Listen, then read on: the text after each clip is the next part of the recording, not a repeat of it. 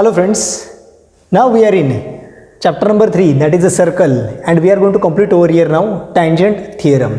Remember, this tangent theorem is also called as indirect proof.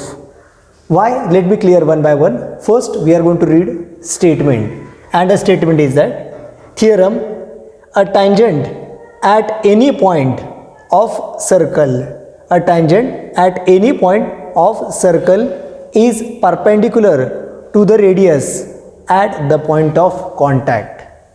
So we have to prove that part. Let us say I have drawn one circle in front of you and I have drawn a tangent over here. Mixing that part once again. A tangent at any point of a circle, a tangent at any point of a circle is perpendicular to the radius at the point of contact, is perpendicular to the radius at the point of contact. Here one by one, let us say I am going to write the part.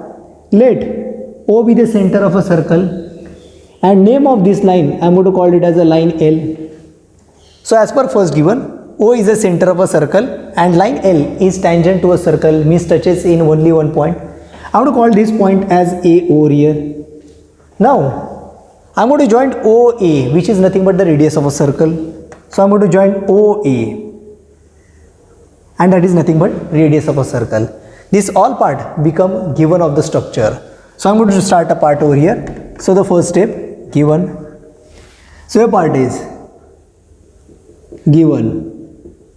Here we can say that O is the center of a circle and line L is a tangent at point A. So O is center of circle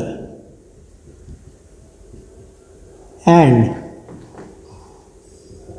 line L is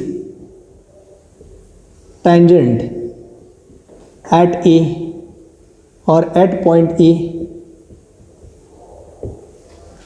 Now what exactly we have to prove that? A tangent at any point of a circle is perpendicular to the radius at that point. Means you have to prove line L is perpendicular. Line L is perpendicular to radius OA. Means we have to prove. So our second part is to prove line L perpendicular to radius OA. This part you have to prove over here. Now in this case we have to prove that line L is perpendicular to radius OA. Here this proof is called as assumption proof, or sometimes we also call it as a indirect proof. Now why indirect proof? Here we have to prove that line L is perpendicular to OA. But now we are going to assume that, let us consider that line L is not perpendicular to OA. Means there must be any another point, we are going to find it and the name declaring it as B. So try to understand. Here I am going to draw one line. Step first, and A is somewhere over here. Means we are going to assume that it is not a perpendicular. There is another line. Logically you can say I am to draw another line over here. Let us say OB. Let us say OB. Now OA is not perpendicular. We are assuming that OB is perpendicular to line L, or line L is perpendicular to OB. Means we are going to consider this angle as B to be 90 degree. Next to that, whatever be distance BA, we have to take another point. Whatever be distance BA, we have to take another point C on upper direction. Means whatever be value of BA, I am to take another point exactly equal over here. This point I am going to highlight it as a C. And in this case, I have taken a new point B, distance BA equal to BC, means you can say that this distance BA is equal to BC. And now you have to join O with C and O with A. So the part is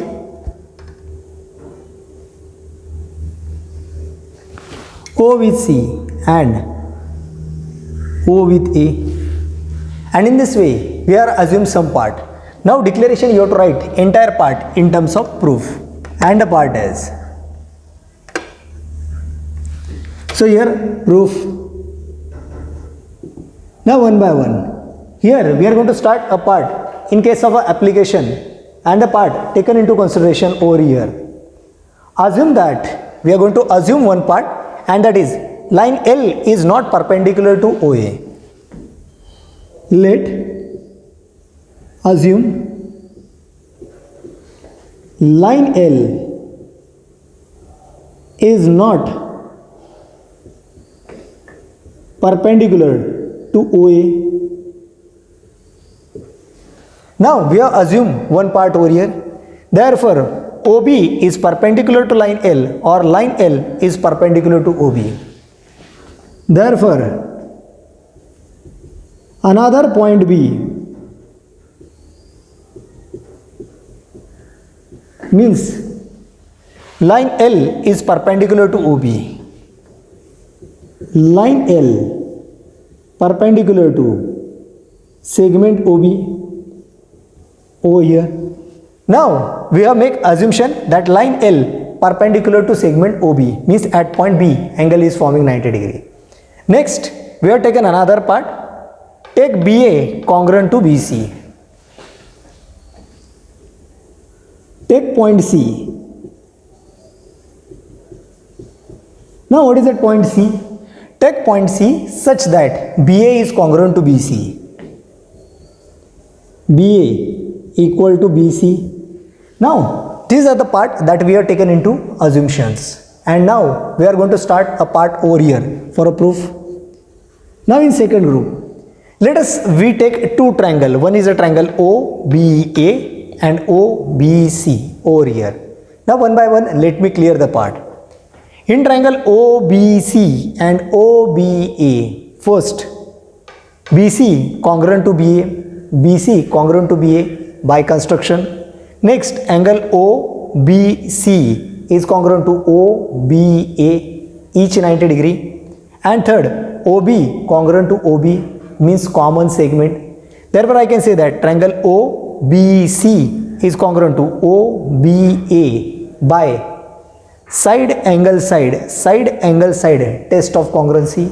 Now I am going to write that part over here, and the part is here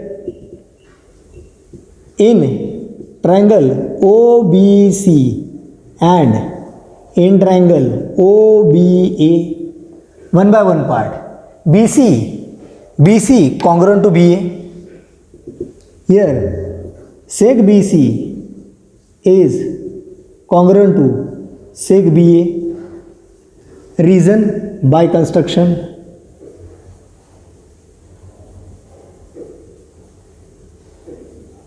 Next angle OBC is congruent to OBA. Angle OBC is congruent to angle OBA. Reason each 90 degree. Each 90 degree. And third part, segment OB is congruent to segment OB. Therefore, segment OB is congruent to segment OB. Reason common side or same side. You can say common side.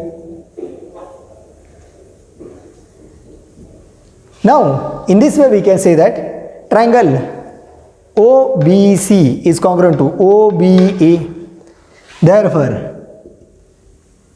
triangle OBC is congruent to triangle OBA, and part become reason, that is SAS test of congruency.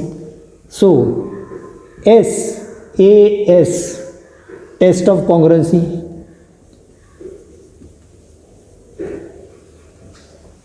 Now, when two triangles are similar, their respective sides and respective angle must be congruent.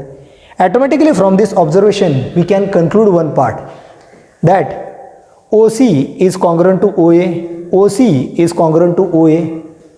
Here we can write, therefore, side OC is congruent to side OA, and the reason become corresponding sides of congruent triangle, and a part become corresponding sides of congruent triangles. But now major problems start over here. If we are able to prove that side OC is congruent to side OA, if side OC is congruent to side OA, but OA is a radius of a circle, why? Because it is given over here into the part. OA is a radius. As OA is a radius, automatically OC is also equal. Then OA and OC both become radius. And if both are in radius, then line L will never be a tangent. Logically, we can say that our assumptions is wrong or not correct. Now student, whatever maybe part I have written, as I have to write the next pattern over here, I am going to entirely erase it. You just write it on your notebook so that we can complete the next part. Now we have reached up to the part that is OA equal to OC. As we have reached up to the part OC equal to OA, as we are able to reach to the part OC equal to OA. But remember, OA is a radius of a circle. So we can write, but OA is radius of circle.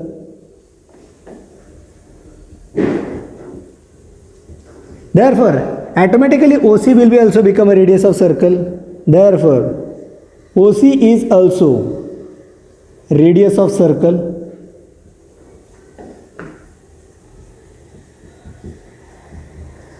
Now, OA as well as OC both become radius.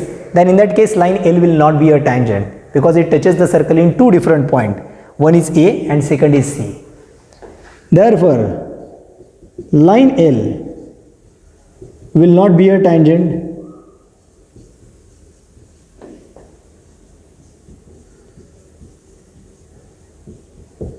Naturally, our assumption is wrong. Whatever assumption we have done is not correct.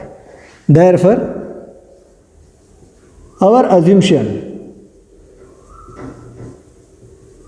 that line L is not perpendicular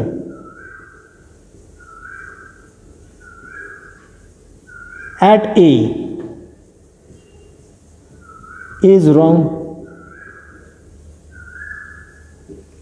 Naturally, you can say that line L is perpendicular to radius OA. Line L perpendicular to radius OA. And in this way, this proof is get completed, and this proof is also called as indirect proof, or you can say assumption type of proof. We are in chapter number 3. And the theorem is converse of tangent theorem. Theorem, a line perpendicular to radius, at its point on the circle is tangent to the circle. For that part, we have drawn a circle over here. Let's one by one. I am going to take a center of a circle and I am going to indicate the center of a circle by M over here. Now, I am going to draw one radius over here. So I have drawn a radius over here and I am going to call this radius as MN.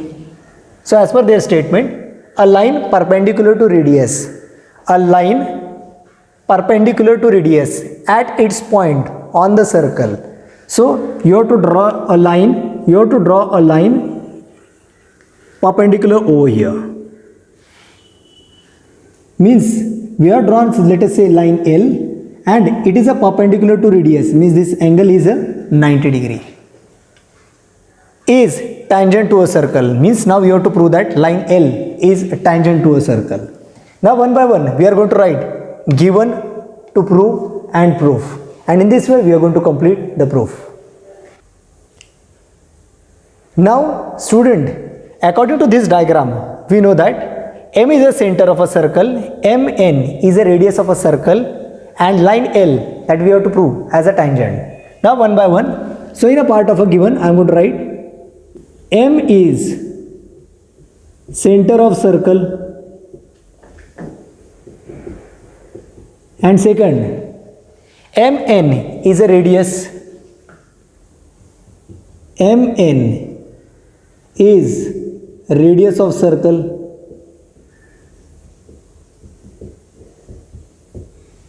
Next, line L is given over here in the form of tangent, and that part we have to prove. At its point on the circle is tangent to a circle. Mn is radius to a circle and line L is perpendicular to Mn. Line L is perpendicular to radius Mn. These are the part given for us, and now we have to prove that line L is tangent to a circle. So to prove line L is tangent to circle, that part we have to prove over here. So I am going to start a proof and a part is. Now in this case, M is the center of a circle, N is a point on the circumference of circle, line L is makes an angle 90 degree over here. On line L, we are going to take another point P, which is over here, such that it is other than N, and join center and P, means M and P. So I joined M with P. So we have done this part in modification. So I am going to add, take point P on line L,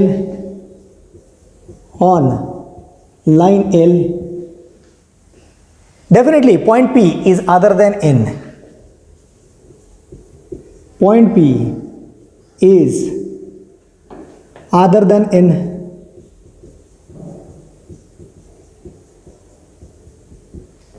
Now join MP,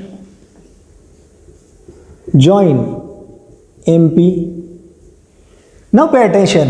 Now we are going to discuss about triangle MNP. So the part is, in triangle MNP, first angle MNP is 90 degree. Angle MNP is equal to 90 degree. As angle N is 90 degree given for us.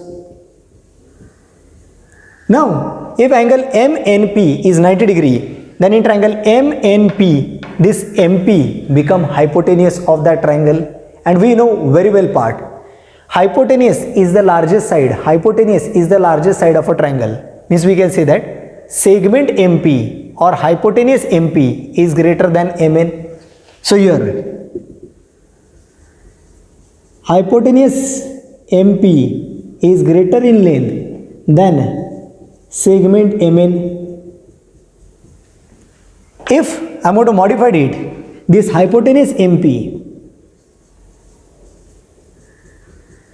is greater than segment MN, now it become radius MN.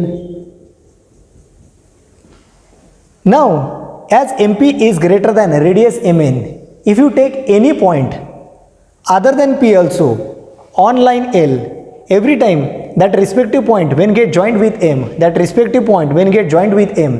it is act as a hypotenuse, and every time it is greater than the radius in terms of length.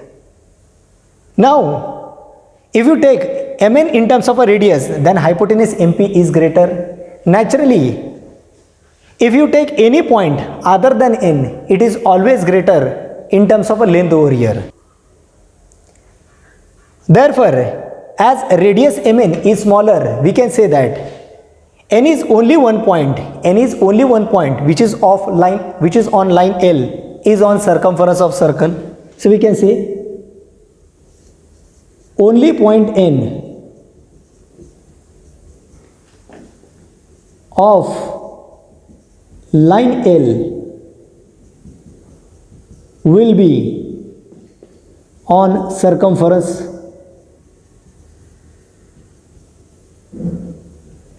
Naturally, Mn is only one segment and point N is only which is lie on radius as well as a tangent. Therefore, point N is only one point lies on circle and tangent. Therefore, we can say that line L is tangent to circle. Therefore, line L, as it touches in one and only one point, line L is tangent to a circle.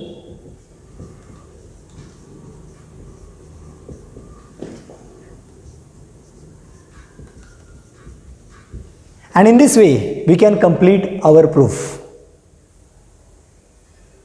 First of all, we are going to observe now tangent segment theorem over here. Now, what is the statement of tangent segment theorem? And the part is tangent segment theorem. Its theorem statement is tangent segments drawn from an external point to a circle are congruent.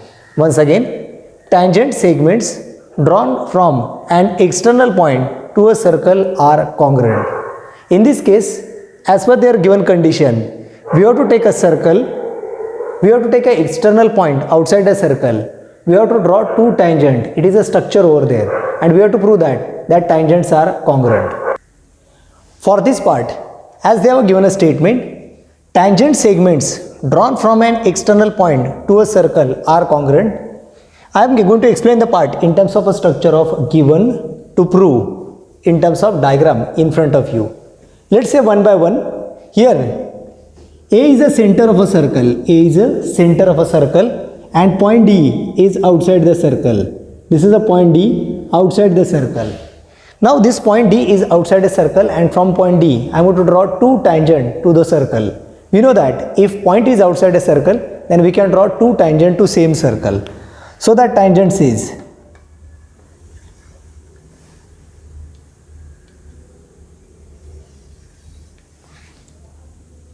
so here points are P and point is Q. Now we can say that A is the center of a circle, point D is outside a circle, and from point D I have drawn two tangents, one is a DP and second is a DQ. And according to structure, we have to prove tangent segments drawn from an external point to a circle are congruent. Means you have to show that DP is congruent to DQ. So given part I am going to write it over here and the part is given. Here we can say that A is a center of a circle. So A is center of circle.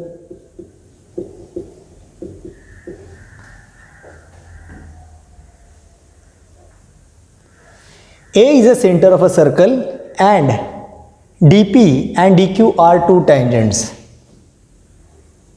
DP and DQ are two tangents.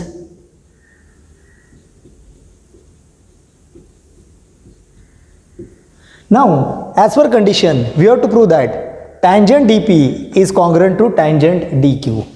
So, we have to prove that tangent DP is congruent to tangent DQ. And this part that we have to prove over here. In this case, I am going to write a small modification and that small modification is nothing but construction. What exactly part?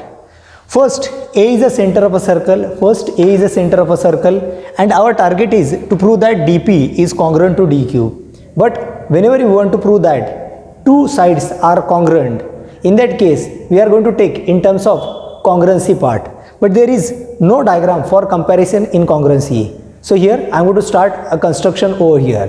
Now here part is, first of all I am going to join A with D or you can say D with A. So this is the first line that I am going to draw as a part of a construction.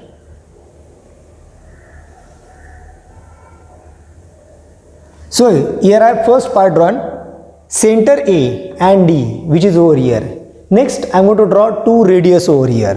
First radius is AP and second is a radius AQ. So remember I have drawn total three lines, which is that first I have joined A with D. A is the center of a circle and D point is outside a circle. After that I have joined A with P, which is center and point of tangency, and third center with point of tangency, that is Q. You very well know that AP and AQ are the radius. Naturally, angle between radius and tangent must be 90 degree. Automatically, this angle and this angle must be 90 degree. And as we have made some construction, we are going to write the first part over here, construction. So, whatever may be additional part in terms of construction we are drawn, we are going to write it in construction. And in construction, your part is joint AD and joint radius AP and AQ. So, construction is join AD and join radius AP and radius AQ, join radius AP and radius AQ. In this way, we have drawn two radius which is mentioned over here. Now, our total target is move towards writing a proof, and definitely we are going to write the proof in the form of number, statement and reason, and the part is. So student, we are going to write the proof over here in the form of number, statement and reason, and the part is. Here one by one, numbers, statement and reason.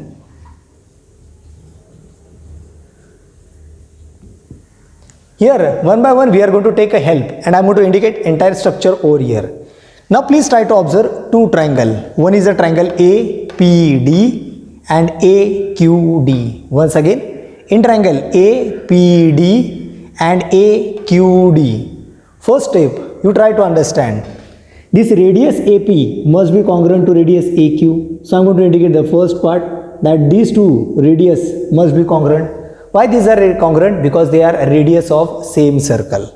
Next, segment AD congruent to segment AD, that is a common side, means you can explain second part about AD.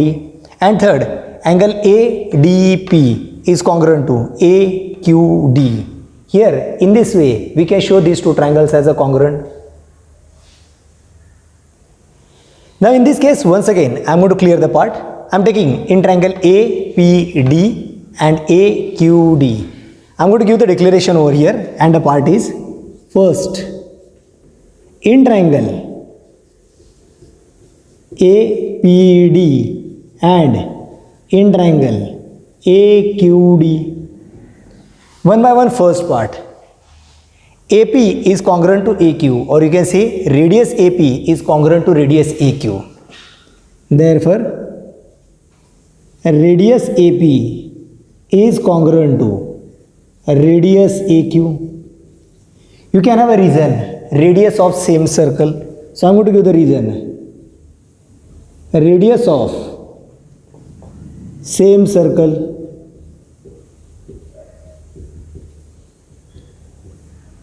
Next, here I can say angle APD equal to AQD, reason each 90.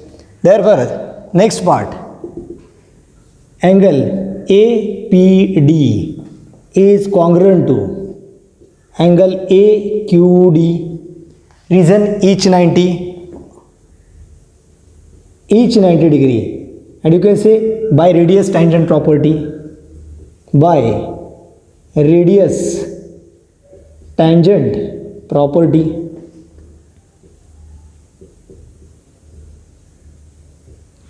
Now remember, side opposite to 90, side opposite to 90. Actually, side opposite to 90 we call it as a hypotenuse.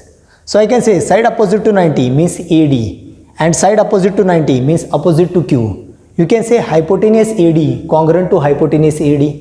So the last part, hypotenuse AD is congruent to hypotenuse AD. You can say common side or common hypotenuse. I am going to indicate the reason as common side or same side. In this way, we are able to give the three declaration over here. Naturally, we can say that triangle APD is congruent to AQD. Therefore, triangle APD is congruent to triangle AQD by hypotenuse side theorem, hypotenuse side theorem,